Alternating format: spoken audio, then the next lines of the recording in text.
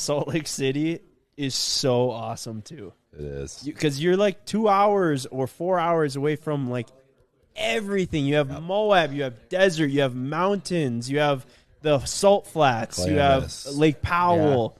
Like, what's crazy is we decided to settle in the worst part of the state. Salt Lake is the least pretty part of the entire state. Everywhere else is insane. Because you can go to Red Rock Country, 2 hours south. You can be here in the high pines at 9,000, 10,000 feet in an hour. I can be to 9,000. I live at 5,500 feet. I can be to 9,500 feet mountaintop right in my backyard in 20 minutes. So you're right. It is a rad spot.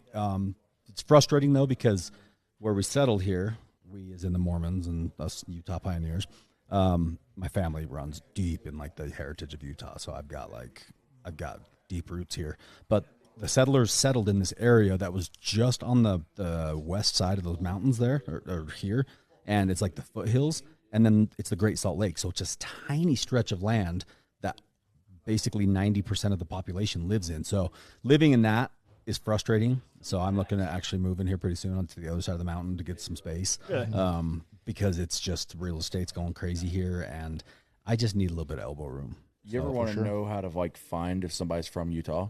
Just see how they talk about Salt Lake City, because they all like every one of them. I had a flight attendant here. Is like, oh yeah, the Great Salt Lake. I'm like, you're from Utah.